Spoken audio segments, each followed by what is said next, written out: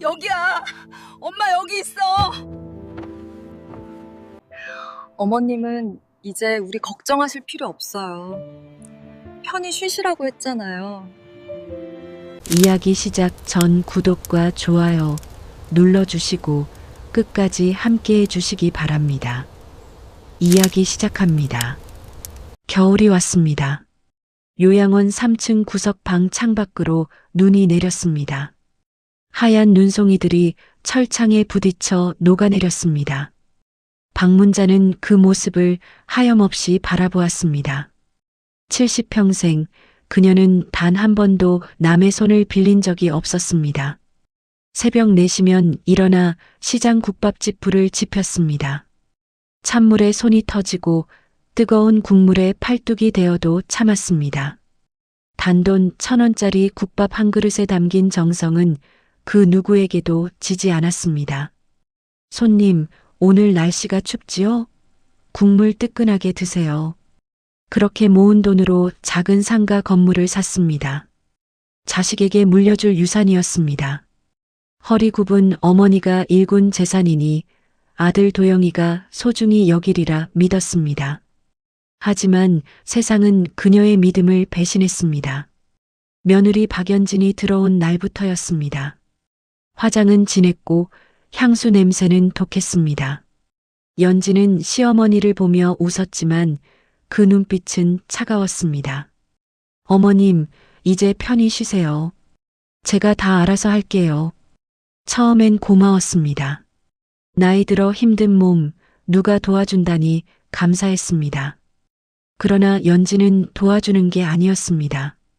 서류에 도장을 찍으라 했고 통장을 맡기라 했습니다. 문자는 거절했습니다. 아직 내 손으로 할 수 있어요. 그날 이후 연진의 얼굴이 변했습니다. 어머님, 요즘 자꾸 같은 말씀을 반복하세요. 어머님, 어제 드신 약 기억하세요? 도영 씨, 어머니 상태가 안 좋아요. 병원에 모셔가야 할 것 같아요. 거짓말이었습니다. 문자의 정신은 멀쩡했습니다. 하지만 아들은 아내의 말만 믿었습니다. 밤마다 들리는 두 사람의 속삭임이 벽을 타고 문자의 귀에 스며들었습니다. 건물 명의를 바꾸려면 치매 진단서가 필요해. 병원 원장이랑 이야기는 됐어? 어머니를 요양원에 보내면 되지. 문자는 그날 밤 베개를 적셨습니다. 평생 모은 재산보다 아픈 것은 아들의 배신이었습니다. 이틀 후 문자는 강제로 차에 태워졌습니다. 낯선 건물 앞에 도착했습니다. 해맑은 요양원이라는 간판이 비웃듯 걸려 있었습니다. 안으로 들어서자 소독약 냄새와 노인들의 신음소리가 뒤섞였습니다. 어머니, 여기서 잠깐만 계세요. 치료받으시면 금방 나으실 거예요. 도영의 목소리는 떨렸습니다. 하지만 그는 어머니의 눈을 보지 않았습니다. 연진은 옆에서 활짝 웃었습니다. 어머님, 편히 쉬세요.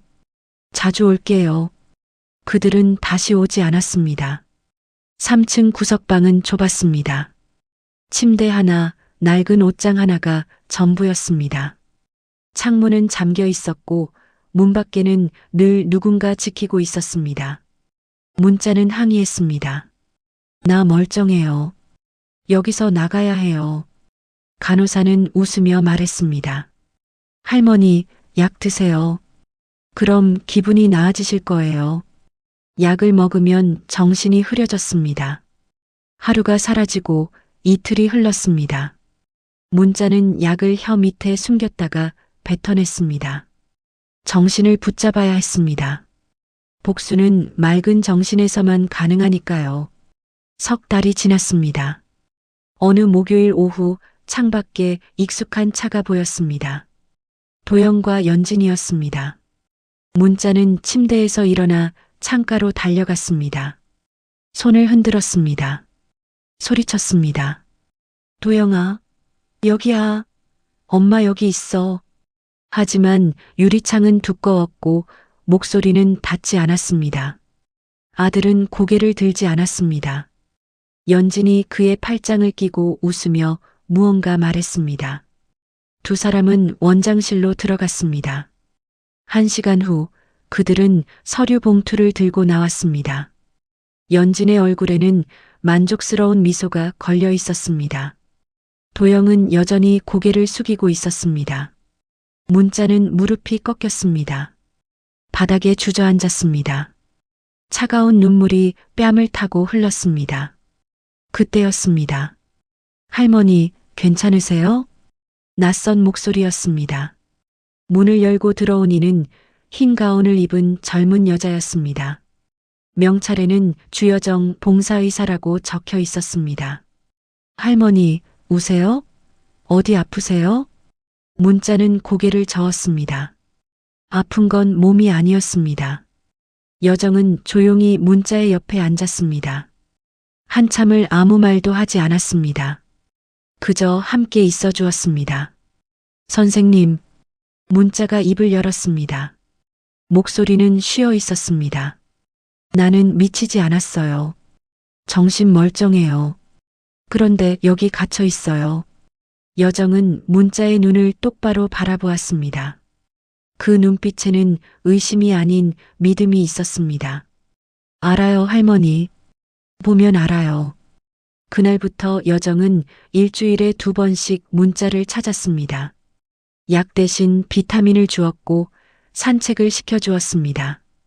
그리고 조심스럽게 물었습니다. 할머니, 무슨 일이 있었어요? 문자는 천천히 모든 것을 말했습니다. 국밥집 이야기, 상가 건물 이야기, 며느리의 배신, 아들의 외면. 여정은 묵묵히 들었습니다. 화를 내지도 동정하지도 않았습니다. 다만 단단하게 말했습니다. 할머니, 여기서 나갈 수 있어요. 제가 도와드릴게요. 문자의 눈에 다시 빛이 돌아왔습니다. 왜 날 도와주려고 하나요? 여정은 잠시 망설이다 대답했습니다. 저도 한때 누군가에게 빼앗긴 적이 있어요. 그때 아무도 안 도와줬어요. 그래서 후회했어요. 이번엔 제가 도울 차례예요. 두 여자는 손을 맞잡았습니다. 3달 후 문자는 요양원을 나왔습니다.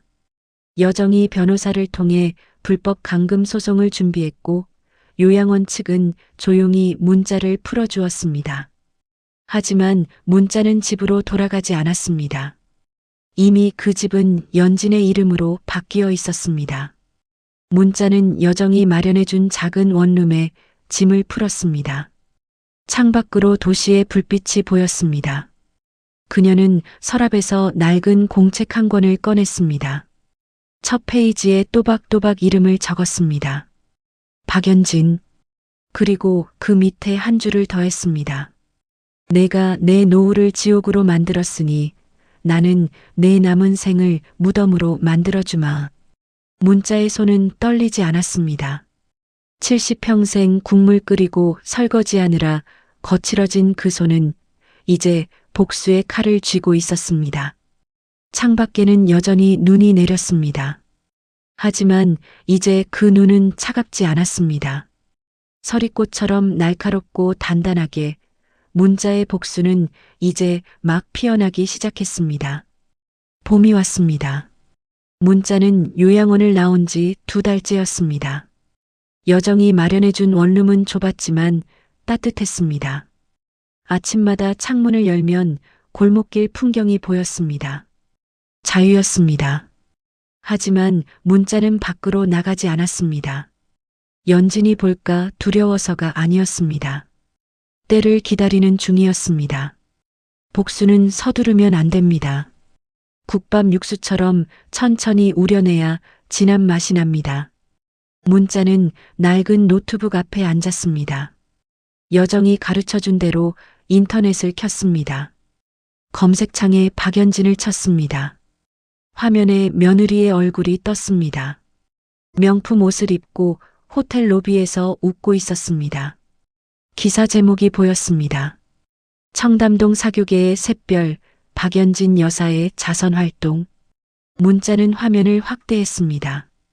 연진의 손목에 시계가 보였습니다. 문자가 평생 모아도 살 수 없는 가격이었습니다. 그 시계는 문자의 상가 건물을 팔아서 산 것이었습니다. 내 피땀으로. 문자는 화면을 끄지 않았습니다. 하나하나 저장했습니다. 연진이 참석한 모임, 만난 사람들, 자랑한 물건들, 모든 것이 증거였습니다. 모든 것이 약점이었습니다. 일주일 후 문자는 처음으로 밖에 나갔습니다. 청담동 한복판이었습니다. 고급 카페와 부티크가 줄지어 있었습니다. 문자는 낡은 등산복 차림으로 그 거리를 걸었습니다. 아무도 그녀를 쳐다보지 않았습니다. 투명 인간이 된 기분이었습니다. 좋았습니다. 연진의 집 앞에 도착했습니다. 3층짜리 단독주택이었습니다. 흰색 외벽에 넓은 정원이 딸려 있었습니다. 대문 위 CCTV가 문자를 내려다보았습니다. 문자는 모자를 더 깊이 눌렀었습니다. 그때였습니다. 대문이 열리고 한 여자가 나왔습니다. 50대쯤 되어 보이는 여자였습니다. 얼굴에 멍이 있었습니다. 눈두덩이가 퉁퉁 부어 있었습니다. 손에는 장바구니를 들고 있었습니다. 여자는 고개를 숙인 채 걸었습니다. 문자는 뒤를 따라갔습니다. 슈퍼마켓에 들어갔습니다. 여자는 라면과 계란을 샀습니다. 문자도 우유 한 팩을 들고 계산대에 섰습니다. 여자 바로 뒤였습니다. 2,800원입니다. 여자가 지갑을 열었습니다. 잔돈을 하나하나 세었습니다. 손이 떨렸습니다. 계산원이 짜증스럽게 혀를 찼습니다. 빨리 좀 하세요. 문자가 앞으로 나섰습니다. 제가 계산할게요. 까치요. 여자가 깜짝 놀라 고개를 들었습니다. 문자와 눈이 마주쳤습니다. 여자의 눈에 경계심이 떠올랐습니다. 괜찮습니다. 제가 할 수 있어요. 아니요. 오늘 기분이 좋아서요. 그냥 받으세요. 문자는 카드를 내밀었습니다. 계산을 끝내고 밖으로 나왔습니다. 여자가 뒤따라 나왔습니다. 고맙습니다. 근데 왜? 따님이 있으세요? 여자가 굳었습니다. 어떻게? 얼굴에 멍 보니까요. 남편한테 맞으셨죠? 딸 앞에선 안 맞으려고 애쓰시죠? 여자의 눈에 눈물이 고였습니다. 부인할 수 없었습니다. 문자는 조용히 말을 이었습니다. 나도 빼앗겼어요. 가족한테요. 그래서 알아요. 당신 표정을. 누구세요? 강연남 씨 맞죠? 박연진 씨 댁 가사 도우미. 현남의 얼굴이 창백해졌습니다. 어떻게 내 이름을? 안심하세요. 나쁜 사람 아니에요. 오히려 도와주려고요. 문자는 명함을 꺼냈습니다. 여정이 만들어준 가짜 명함이었습니다. 김순자 노인복지 상담사라고 적혀 있었습니다. 상담소에서 일해요. 어려운 분들 도와드리는 일이요. 현남은 명함을 받아들지 않았습니다. 저 괜찮아요. 도움 필요 없어요. 딸 고등학생이죠? 내년에 대학 가야 하는데 등록금 걱정되시죠? 현남이 입술을 깨물었습니다. 남편이 술 먹고 주정하면 딸이 밤새 울죠? 학교에서 친구들이 물어보면 계단에서 넘어졌다고 거짓말하시죠? 그만해요. 현남의 목소리가 떨렸습니다. 나한테 뭘 원하는 거예요? 문자는 한 발짝 가까이 다가갔습니다. 나 박연진 씨 때문에 인생 망쳤어요. 당신 주인집 여자요.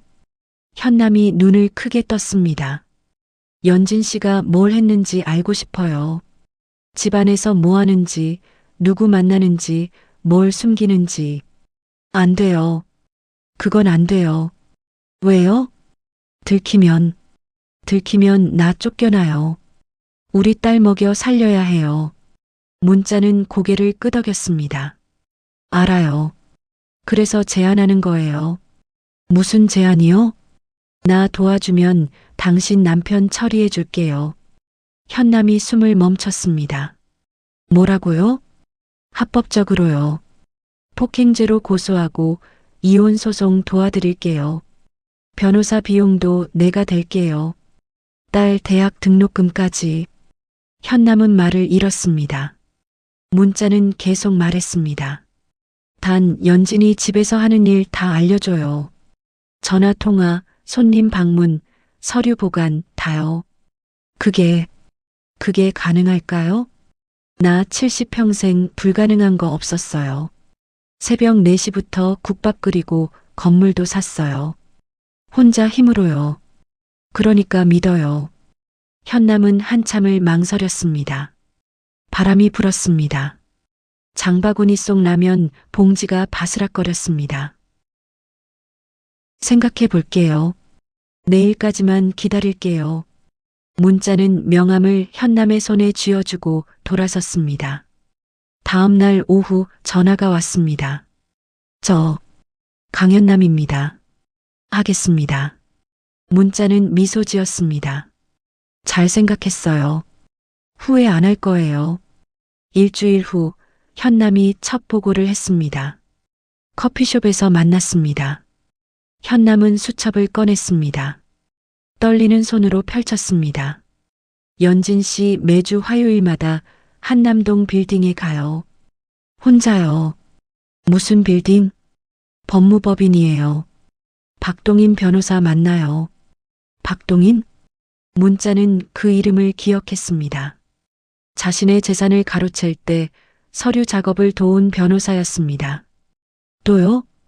금요일 저녁엔 꼭 외출해요. 도영 씨 모르게요. 이태원 레스토랑이에요. 누구 만나요?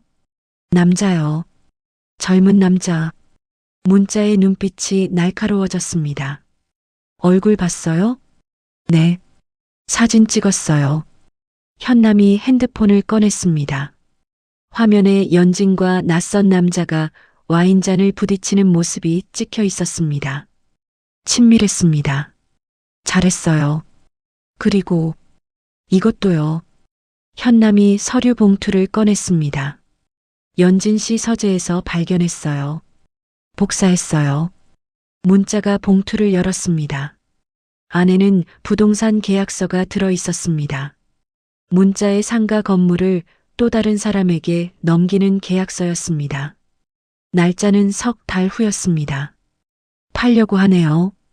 내 건물을. 문자의 목소리는 차가웠습니다.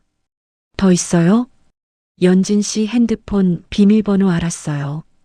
1204 딸 생일이에요. 좋아요. 계속 지켜봐요. 작은 것도 놓치지 말고. 현남은 고개를 끄덕였습니다. 그리고 조심스럽게 물었습니다. 저 정말 남편 일 도와주실 거죠? 당연하죠. 약속은 지키는 사람이에요. 문자는 가방에서 서류를 꺼냈습니다. 여정 선생님이 아는 변호사예요. 다음 주에 만나요. 폭행 증거 사진 있죠? 네. 진단서 떼고 이혼 소송 준비해요. 딸 양육권도 당신이 가져가게 해줄게요. 현남의 눈에서 눈물이 떨어졌습니다. 고맙습니다. 정말 고맙습니다. 고마워할 건 없어요. 거래예요. 서로 필요한 거 주고받는 거. 하지만 문자는 현남의 어깨를 가볍게 두드렸습니다. 우리 이제 같은 편이에요. 그날 밤 문자는 원룸에 돌아와 노트를 펼쳤습니다. 박연진, 약점 정리. 1. 박동인 변호사와 지속 접촉 불법 계약 가능성. 2. 남편 몰래 외도 이태원 레스토랑. 3. 상가 건물 불법 매각 시도 3개월 후. 4. 핸드폰 비밀번호 확보 완료. 문자는 볼펜을 들었습니다. 네 번째 항목 밑에 한 줄을 더 썼습니다. 5. 강현남. 내부 협력자 확보. 창밖으로 봄비가 내렸습니다. 문자는 창문을 열었습니다. 빗소리가 들렸습니다. 국밥집에서 일하던 시절 비 오는 날이면 손님이 많았습니다. 사람들은 비 올 때 따뜻한 국물을 찾았습니다. 이제 문자가 끓이는 건 국물이 아니었습니다. 복수였습니다. 천천히, 뜨겁게, 독하게 우려낼 복수였습니다. 문자는 노트를 덮고 불을 껐습니다. 어둠 속에서 그녀의 눈만 빛났습니다. 차갑고 단단하게. 체스판은 이제 막 펼쳐졌습니다. 말들이 제자리를 찾아갔습니다. 다음 수는 연진이 두려워할 차례였습니다. 여름이 왔습니다. 문자는 석 달 동안 연진의 삶을 해부했습니다. 현남이 보내는 정보는 정확했습니다.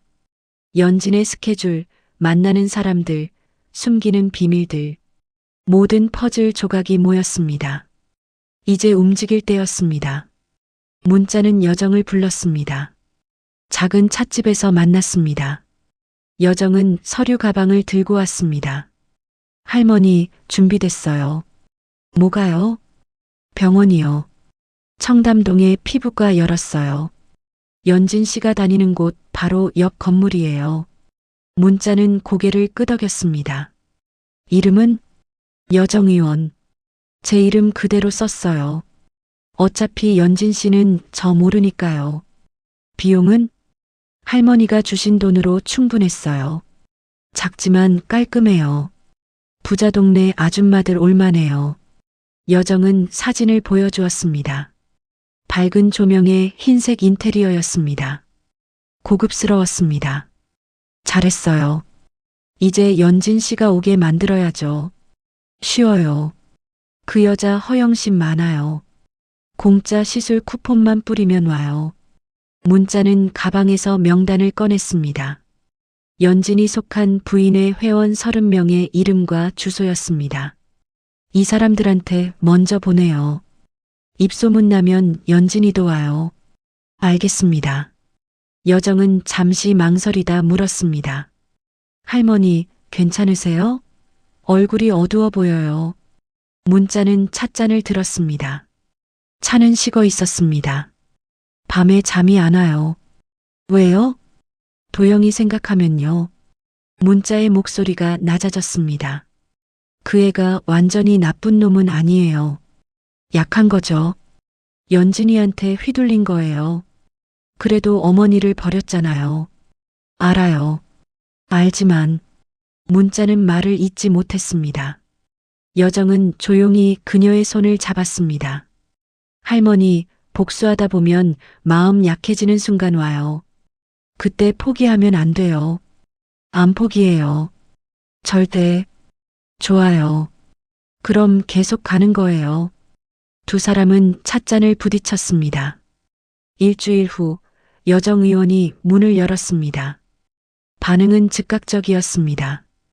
쿠폰을 받은 부인들이 하나둘 찾아왔습니다. 시술은 만족스러웠습니다. 입소문이 퍼졌습니다. 그리고 한 달 후 연진이 왔습니다. 안녕하세요. 예약한 박연진인데요. 접수 데스크에서 여정이 환하게 웃었습니다. 어서 오세요. 기다렸어요. 연진은 여정을 훑어보았습니다. 젊고 예뻤습니다. 의사 가운이 잘 어울렸습니다. 마음에 들었습니다. 원장님이 직접 맞아주시네요? 네. 저희 작은 병원이라서요. VIP 고객님들은 제가 직접 봐요. VIP라니. 과찬이세요. 하지만 연진의 얼굴엔 만족감이 떠올랐습니다. 시술실로 들어갔습니다. 여정은 능숙하게 준비했습니다. 연진은 편안하게 누웠습니다. 요즘 피부 관리 어떻게 하세요? 바빠서 잘 못해요. 모임도 많고 행사도 많고 바쁘시겠어요. 신문에서 봤어요. 자선 행사 자주 하시던데. 연진의 얼굴이 환해졌습니다. 아, 그거요? 뭐 해야 할 일이니까요. 멋지세요. 요즘 그런 일 하는 분들 많지 않은데. 제 남편이 사업가거든요. 사회 환원해야죠. 여정은 고개를 끄덕이며 시술을 시작했습니다. 레이저가 연진의 얼굴을 훑었습니다. 연진은 눈을 감고 편안하게 말을 이어갔습니다. 원장님은 결혼하셨어요? 아직이요. 아직? 나이가 어떻게 되는데? 40이요. 40에 아직? 좀 늦은 거 아니에요? 여정은 미소를 유지했습니다. 바빠서요. 공부하느라. 공부만 하다 시집 못 가요. 여자는 때가 있어요. 조언 감사합니다. 연지는 만족스럽게 웃었습니다. 시술이 끝났습니다. 거울을 보며 연진이 물었습니다. 다음 주에도 예약 가능해요? 물론이죠. 좋아요. 여기 맘에 들어요. 앞으로 단골할게요. 여정은 공손히 고개를 숙였습니다. 감사합니다. 연진이 나간 후 여정은 문자에게 전화했습니다. 할머니 왔어요. 연진 씨, 어땠어요? 예상대로예요. 자기밖에 모르고 허영심 덩어리예요. 다음 주에도 오겠죠? 네. 이미 예약했어요. 좋아요. 계속 가까이 지내요. 친해지세요. 비밀 들을 때까지. 알겠습니다. 전화를 끊고 여정은 한숨을 쉬었습니다. 연진을 대하는 일은 쉽지 않았습니다. 저 여자 때문에 문자 할머니가 얼마나 고생했는지 알기에 더 힘들었습니다. 하지만 참아야 했습니다. 복수는 인내였습니다. 한편 문자는 다음 단계를 준비했습니다. 아들 도영이었습니다. 문자는 도영의 회사 앞에 서 있었습니다. 30층짜리 빌딩이었습니다. 도영은 그 건물 15층에서 일했습니다. 무역회사 과장이었습니다. 문자는 로비 커피숍에 앉았습니다. 퇴근 시간을 기다렸습니다. 오후 6시 도영이 나왔습니다. 혼자였습니다. 얼굴은 피곤해 보였습니다. 머리는 더 휘어졌습니다. 문자는 가슴이 아팠습니다. 저 아이를 키우느라 얼마나 고생했던가. 새벽부터 밤까지 일했습니다. 아들 대학 보내려고 빚까지 졌습니다. 그런데 그 아들이 어머니를 버렸습니다. 문자는 자리에서 일어났습니다. 도영을 따라갔습니다. 지하철역으로 향했습니다. 문자는 같은 칸에 탔습니다. 모자를 깊이 눌렀었습니다. 도영은 창밖만 바라보았습니다. 표정이 없었습니다. 문자는 몇 칸 떨어진 곳에서 아들을 지켜봤습니다. 집에 도착했습니다. 도영이 대문을 열고 들어갔습니다. 문자는 골목 모퉁이에 숨었습니다. 창문에 불이 켜졌습니다. 도영과 연진의 그림자가 보였습니다. 소리가 들렸습니다. 왜 이렇게 늦어? 연진의 목소리였습니다. 회의 있었어. 저녁도 못 먹고 왔어? 나 약속 있는데. 혼자 먹어. 응. 창문이 닫혔습니다. 다시 조용해졌습니다. 문자는 그 자리에 한참을 서 있었습니다. 발이 저렸지만 움직이지 않았습니다. 아들의 그림자를 보았습니다. 홀로 식탁에 앉아 컵라면을 끓이는 모습이었습니다. 저 아이도 불행하구나. 문자는 그 생각이 들자 화가 났습니다. 자기 자신에게였습니다. 왜 동정하나? 저 아이가 날 버렸는데, 저 아이가 연진 편을 들었는데, 하지만 가슴은 아팠습니다. 문자는 돌아서려 했습니다. 그때였습니다. 연진이 집에서 나왔습니다. 화장을 고쳐하고 하이힐을 신었습니다. 택시를 잡았습니다. 문자는 재빨리 다른 택시를 탔습니다. 저 차 따라가 주세요. 기사가 이상하게 쳐다봤지만 출발했습니다. 이태원에 도착했습니다. 고급 레스토랑 앞이었습니다. 연진이 들어갔습니다. 문자는 차에서 내려 창문 너머로 안을 들여다봤습니다. 연진이 앉아 있었습니다. 맞은편에 남자가 있었습니다. 젊었습니다. 30대 초반쯤 보였습니다. 두 사람은 가까이 앉아 웃었습니다.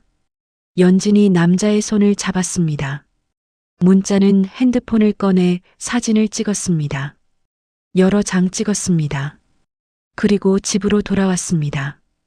원룸에 들어서자 현남에게서 전화가 왔습니다. 박 선생님, 큰일 났어요. 목소리가 떨렸습니다. 왜요? 무슨 일이에요? 연진 씨가 의심하고 있어요. 뭐요? 저를요.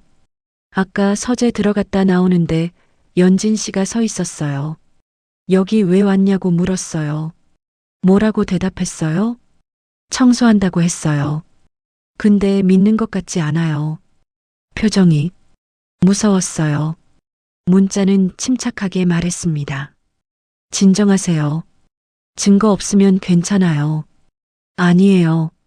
연진 씨가 서류 정리하더니 금고에 넣고 비밀번호 바꿨어요. 저보라는 듯이요. 금고에 뭐가 있는데요? 모르겠어요. 근데 중요한 것 같았어요. 통장이랑 서류 같은 거요. 문자는 이마를 짚었습니다. 비밀번호 새로 알아낼 수 있어요? 어려울 것 같아요. 이제 감시당하는 느낌이에요. 조심하세요. 절대 들키면 안 돼요. 네. 근데 박 선생님. 왜요? 저 너무 무서워요. 그만하고 싶어요. 문자는 잠시 말이 없었습니다. 현남의 숨소리만 들렸습니다. 거칠고 불안했습니다. 현남 씨. 네. 딸 생각해요. 조금만 더 버텨요. 거의 다 왔어요. 알겠습니다. 전화가 끊어졌습니다. 문자는 핸드폰을 내려놓았습니다. 창밖을 보았습니다. 비가 내리기 시작했습니다. 상황이 꼬이고 있었습니다. 연진이 경계하기 시작했습니다. 현남은 한계에 도달했습니다. 여정은 연진과 가까워졌지만 아직 결정적 정보를 얻지 못했습니다. 도영은 여전히 문자의 마음을 흔들었습니다. 문자는 노트를 펼쳤습니다. 계획을 다시 봤습니다. 뭔가 빠진 것 같았습니다. 뭔가 부족했습니다. 시간이 없었습니다. 연진이 석 달 후 건물을 팔 계획이었습니다. 그 전에 막아야 했습니다. 하지만 어떻게? 문자는 밤새 잠들지 못했습니다. 다음 날 아침 여정이 찾아왔습니다. 할머니, 이거 보세요. 여정이 노트북을 켰습니다. 화면에 기사가 떴습니다. 청담동 부인회 사기 의혹 휘말려 회원들 고소 준비. 문자가 기사를 읽었습니다. 부인회 회장이 회원들 돈을 빼돌렸다는 내용이었습니다. 연진도 그 부인의 회원이었습니다. 이거 기회 아닐까요? 여정이 조심스럽게 말했습니다. 부인회가 무너지면 연진 씨 입지도 흔들려요. 사교계에서 밀려나요. 문자는 고개를 끄덕였습니다. 맞아요. 근데 어떻게 활용하죠? 연진 씨가 회장이랑 가깝다는 소문을 퍼뜨려요. 같이 돈 빼돌렸다고요. 증거 없이요? 없어도 돼요. 일단 소문만 돌면 사람들이 믿어요. 요즘 세상이 그래요. 문자는 잠시 생각했습니다. 해봅시다. 제가 할게요. 병원 온 환자들한테 슬쩍 흘릴게요. 조심해서요. 네. 여정이 나간 후 문자는 다시 노트를 폈습니다. 이번엔 새로운 항목을 추가했습니다. 6. 부인의 스캔들 활용 연진의 평판 무너뜨리기. 그리고 그 아래 작은 글씨로 적었습니다. 도영아, 미안하다. 엄마는 끝까지 가야 한다. 문자는 볼펜을 놓고 창밖을 보았습니다. 비는 여전히 내렸습니다. 여름 장마였습니다. 문자는 장마가 끝나기 전에 모든 것을 끝내리라 다짐했습니다. 폭풍이 오기 전이었습니다. 가을이 왔습니다. 문자는 석 달을 더 기다렸습니다. 조급하게 움직이지 않았습니다. 복수는 익어가는 감처럼 때를 기다려야 했습니다. 그 사이 많은 것이 변했습니다. 부인의 스캔들은 예상보다 크게 번졌습니다. 회장이 구속되었습니다. 회원들이 고소장을 냈습니다. 신문마다 관련 기사가 쏟아졌습니다. 여정은 약속대로 소문을 퍼뜨렸습니다. 병원에 오는 환자들에게 조심스럽게 말했습니다. 연진 씨도 부인의 핵심 멤버였다던데요. 같이 운영했다는 얘기도 있더라고요. 사실이 아니었습니다. 하지만 사람들은 믿었습니다. 소문은 눈덩이처럼 커졌습니다. 연진은 점점 고립되었습니다. 어느 날 여정이 문자에게 전화했습니다. 할머니, 연진 씨 오늘 울면서 왔어요. 뭐라고 했어요? 사람들이 자기를 피한대요. 친구들이 전화를 안 받는데요. 그래서요? 하소연했어요. 자기는 아무 잘못 없는데 왜 이러냐고요. 문자는 짧게 웃었습니다. 잘못 없다고요? 네. 억울하다고 울었어요. 계속 위로해 주세요. 가까이 지내야 해요. 알겠습니다. 여정은 잠시 망설이다 말했습니다. 할머니, 근데 연진 씨 보니까 좀 불쌍하긴 해요. 왜요? 진짜로 외로워 보여요. 의지할 사람이 아무도 없는 것 같아요. 문자는 차갑게 대답했습니다. 자기가 만든 거예요. 다 자기 탓이에요. 네. 전화를 끊고 문자는 한숨을 쉬었습니다. 불쌍하다는 말이 마음에 걸렸습니다. 하지만 흔들리면 안 됐습니다. 그날 밤 문자는 현남을 만났습니다. 오랜만이었습니다. 현남은 많이 달라져 있었습니다. 얼굴의 멍은 사라졌습니다. 표정이 밝아졌습니다. 박 선생님 감사해요. 현남이 먼저 말했습니다. 이혼 조정 끝났어요. 남편이 양육권 포기했어요. 잘 됐네요. 딸이 너무 좋아해요. 이제 학교 가는 게 즐겁대요. 다행이에요. 다 선생님 덕분이에요. 문자는 고개를 저었습니다. 아니에요. 현남 씨가 용기 낸 거예요. 아니에요. 선생님 아니었으면 전 아직도 맞고 살았을 거예요. 현남의 눈에 눈물이 맺혔습니다. 그래서 끝까지 도울게요. 연진 씨 일이요. 문자는 조심스럽게 물었습니다. 아직도 감시당해요? 덜해졌어요. 요즘 연진 씨 정신없어요. 부인의 일로요. 금고는요? 비밀번호 알아냈어요. 문자의 눈빛이 반짝였습니다. 어떻게요? 딸 생일에서 아들 생일로 바꿨어요. 822. 확인했어요? 네. 어제 연진 씨 외출했을 때 열어봤어요. 안에 뭐가 있었어요? 현남이 봉투를 꺼냈습니다. 복사했어요.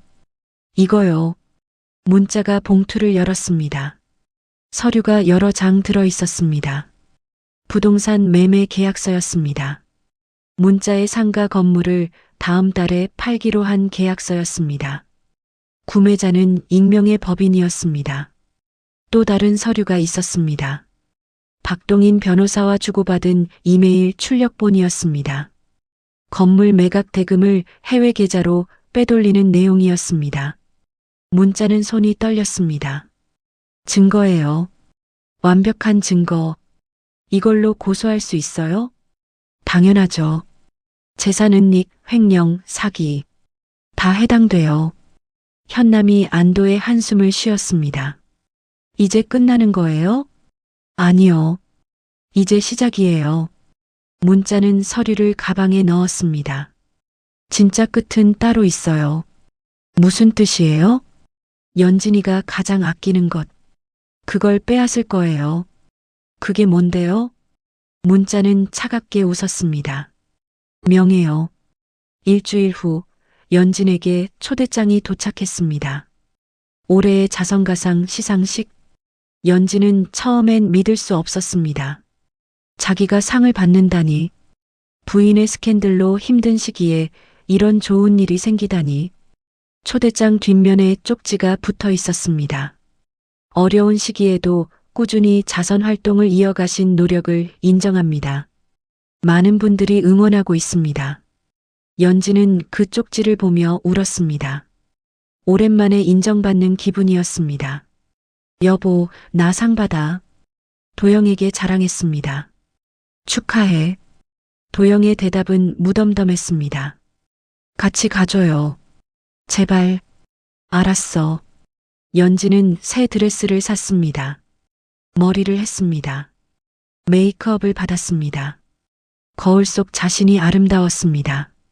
시상식 날이 왔습니다. 장소는 시내 특급 호텔 대연회장이었습니다. 샹들리에가 빛났습니다.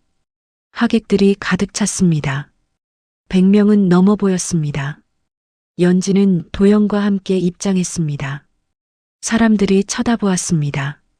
연지는 미소 지었습니다. 앞쪽 귀빈석에 앉았습니다. 무대가 보였습니다. 큰 스크린이 설치되어 있었습니다.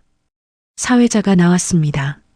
오늘 이 자리는 진정한 자선의 의미를 되새기는 시간입니다. 박수가 터졌습니다. 특별히 한 분을 모셨습니다.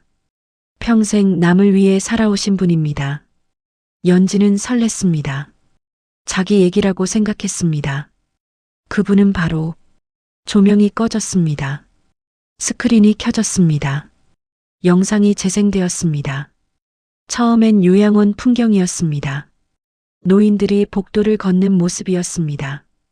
그리고 한 방이 클로즈업 되었습니다.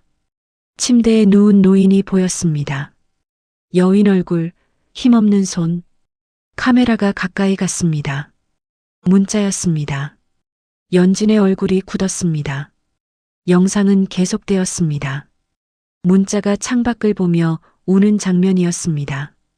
간호사가 약을 강제로 먹이는 장면이었습니다. 문자가 나가게 해달라고 애원하는 장면이었습니다. 그리고 자막이 떴습니다.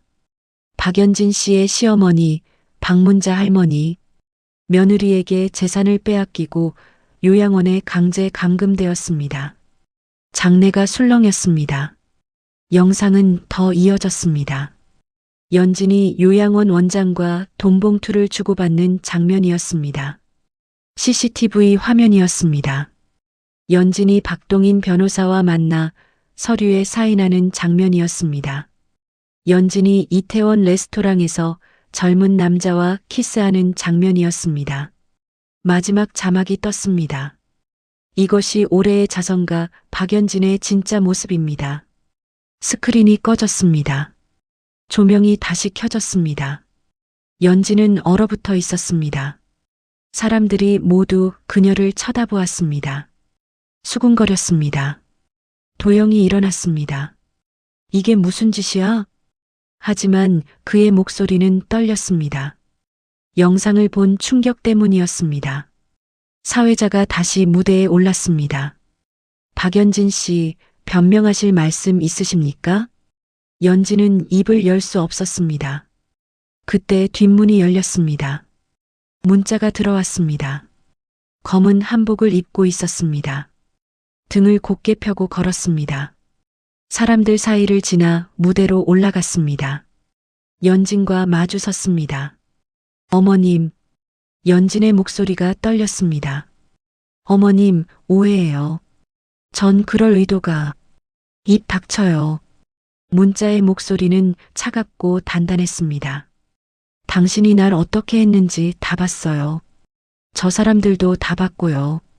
어머님, 제발. 70평생 모은 재산 빼앗고 정신병자로 만들고 요양원에 가뒀어요. 그게 며느리가 할 짓이에요? 연진은 고개를 숙였습니다. 죄송합니다. 죄송하다고 끝이에요? 내 인생 돌려줄 수 있어요? 문자는 가방에서 봉투를 꺼냈습니다. 이게 뭔지 알아요? 당신이 내 건물 팔아서 해외로 빼돌리려던 돈 내역이에요. 박동인 변호사랑 짜고 한 거. 연진의 얼굴이 하얗게 질렸습니다. 이거 가지고 고소할 거예요. 횡령, 사기, 재산 은닉. 감옥 갈 각오해요. 어머님, 제발이요. 딸이 있어요. 제 딸 생각해 주세요. 내 아들도 있었어요. 그 아들이 날 버렸을 때 당신 뭐 했어요? 연진은 울기 시작했습니다. 문자는 다시 가방을 열었습니다. 흰 천으로 만든 옷을 꺼냈습니다. 수의였습니다. 이거 내가 직접 지었어요. 당신 입으라고요. 이게 뭐예요? 수의. 죽을 사람이 입는 옷이죠. 근데 당신은 죽기 전에 입어야 해요. 문자는 수의를 연진에게 던졌습니다. 당신 인생 이제 끝났어요. 사람들 앞에서 망신당하고 재산 잃고 감옥 가고 그게 당신이 입을 마지막 영광이에요. 연진은 바닥에 주저앉았습니다. 수의를 붙잡고 울었습니다. 문자는 돌아서서 무대를 내려왔습니다. 도영이 서 있었습니다. 엄마, 됐어요. 말 안 해도 돼요. 미안해요. 정말 미안해요. 도영이 무릎을 꿇었습니다. 사람들 앞에서였습니다. 잘못했어요. 용서해 주세요. 문자는 아들을 내려다보았습니다. 오랜 시간이 흘렀습니다. 일어나요. 엄마, 일어나라고요. 도영이 일어났습니다. 얼굴이 눈물범벅이었습니다. 용서는 아직 못해요. 시간 필요해요. 알아요. 근데 당신은 내 아들이에요. 그건 안 변해요. 도영이 고개를 끄덕였습니다. 문자는 연회장을 나갔습니다. 여정과 현남이 밖에서 기다리고 있었습니다. 할머니 수고하셨어요. 끝났어요. 세 사람은 아무 말 없이 서 있었습니다. 가을바람이 불었습니다. 문자는 하늘을 올려다보았습니다. 맑았습니다. 이제 뭐 하실 거예요? 여정이 물었습니다. 쉴 거예요.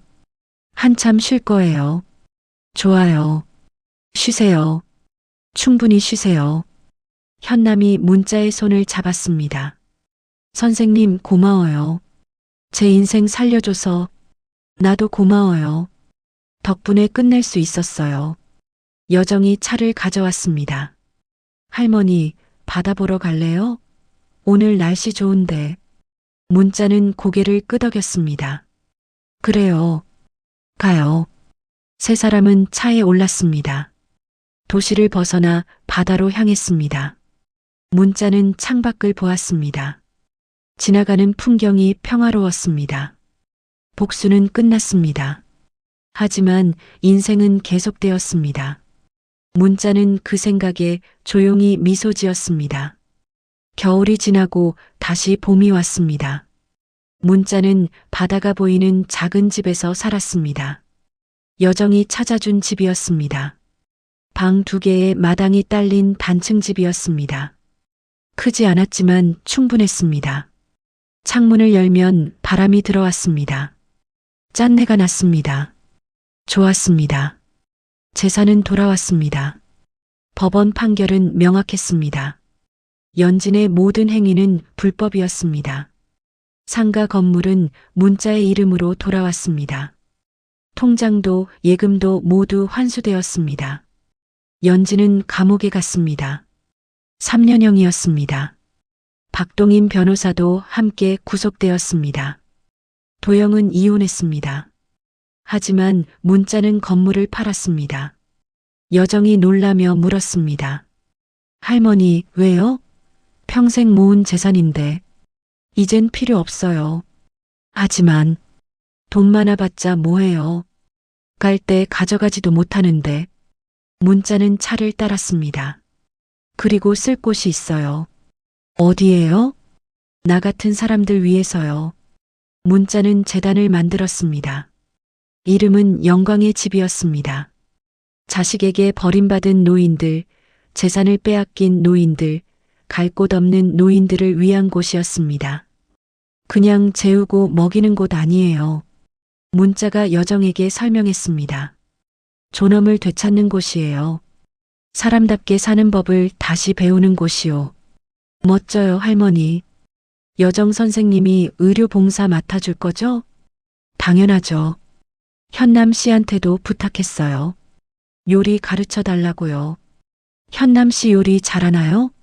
잘해요. 딸 위해 평생 했으니까. 그 손맛이면 충분해요. 재단은 가을에 문을 열었습니다. 처음엔 5명이 왔습니다. 모두 사연이 있었습니다.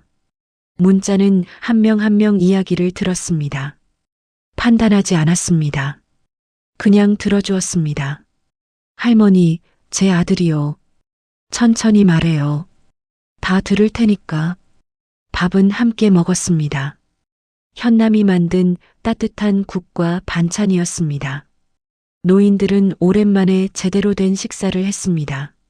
맛있어요. 더 드세요. 많이 만들었어요. 식사 후엔 마당에 나가 차를 마셨습니다. 해가 따뜻했습니다. 아무도 재촉하지 않았습니다. 그냥 함께 있었습니다. 한 달이 지나자 10명이 되었습니다. 석 달 후엔 20명이 넘었습니다. 재단은 소문이 났습니다. 좋은 소문이었습니다. 노인들이 웃는다는 소문이었습니다. 어느 날 도영이 찾아왔습니다. 1년 만이었습니다. 얼굴은 많이 마른 것 같았습니다. 하지만 눈빛은 전보다 밝았습니다. 엄마, 왔어요? 네.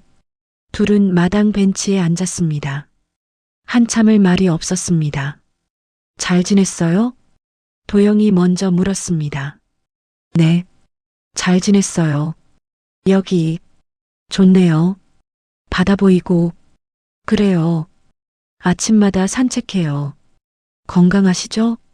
예전보단 좋아요. 또 침묵이 흘렀습니다.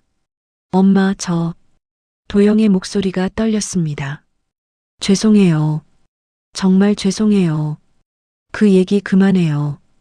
여러 번 들었어요. 아니에요. 제대로 사과 못했어요. 그때 너무 당황해서. 알아요. 전 정말 몰랐어요. 연진이가 그렇게까지 할 줄은. 문자는 아들을 바라보았습니다. 도영아. 네. 나도 잘못했어요. 도영이 고개를 들었습니다. 당신을 너무 믿었어요. 아들이니까 당연히 내 편일 거라고 생각했어요. 그게 오만이었어요. 엄마, 며느리 생각도 안 해봤어요. 남의 집 딸인데 적응하기 힘들었을 거예요. 내가 더 잘해줬어야 했어요. 아니에요. 연진이가 잘못한 거예요. 둘 다 잘못했어요. 나도 연진이도. 문자는 아들의 손을 잡았습니다. 근데 가장 힘든 건 당신이었을 거예요. 어머니랑 아내 사이에서. 엄마, 이제 그만 자책해요. 당신도 피해자예요. 도영이 울기 시작했습니다. 소리 없이 눈물을 흘렸습니다. 고마워요, 엄마. 딸 잘 키우세요. 연진이가 없어도 당신은 좋은 아버지예요. 노력할게요. 가끔 얼굴 보러 와요. 나도 외손녀 보고 싶으니까. 네. 자주 올게요. 도영은 한참을 더 있다가 돌아갔습니다. 문자는 그의 뒷모습을 지켜보았습니다. 조금 더 꼿꼿해진 것 같았습니다. 저녁이 되었습니다.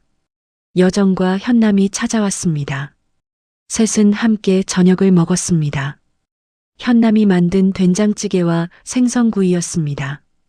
도영 씨 다녀갔어요? 여정이 물었습니다. 네. 어땠어요? 많이 달라졌더라고요. 어른이 된 것 같아요. 다행이네요. 제 아들이에요. 다시 일어설 거예요. 현남이 조심스럽게 말했습니다. 박 선생님, 저도 소식 하나 있어요. 뭔데요? 딸이요. 대학 합격했어요. 정말요? 축하해요. 장학금도 받았어요. 전액이요. 현남의 눈에 눈물이 맺혔습니다. 꿈 같아요. 작년 이맘때만 해도 상상도 못했어요. 현남 씨가 잘해서 그래요. 아니에요. 선생님 덕분이에요. 여정이 웃으며 말했습니다. 우리 모두 덕분이에요. 서로 도왔으니까. 세 사람은 잔을 들었습니다. 물잔이었습니다. 우리 미래를 위해서, 건강을 위해서, 또 만날 날을 위해서 잔이 부딪혔습니다. 그날 밤 문자는 혼자 바다를 걸었습니다. 달이 밝았습니다. 파도 소리가 들렸습니다. 발밑으로 모래가 밀려왔습니다. 문자는 요양원 시절을 떠올렸습니다. 차가운 방, 잠긴 창문, 흐릿해지는 정신. 그때는 정말 끝이라고 생각했습니다. 하지만 끝이 아니었습니다. 다시 시작이었습니다. 문자는 주머니에서 작은 공책을 꺼냈습니다. 복수를 계획했던 그 공책이었습니다. 펼쳤습니다. 연진의 이름이 적혀 있었습니다. 그 밑에 빼곡히 적힌 계획들이 보였습니다.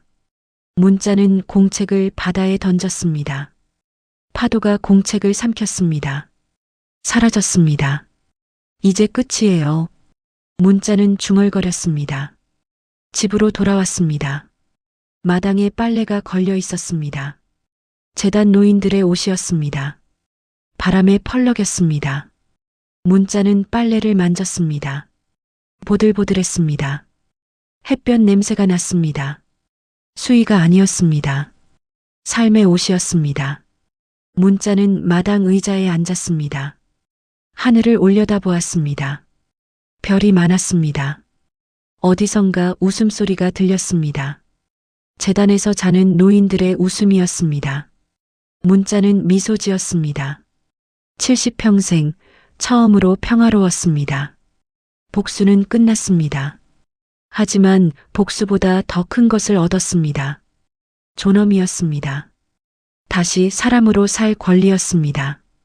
문자는 눈을 감았습니다. 내일은 또 새로운 날이 올 것입니다. 재단에 새로운 노인이 올 수도 있습니다. 현남이 새 요리를 시도할 수도 있습니다.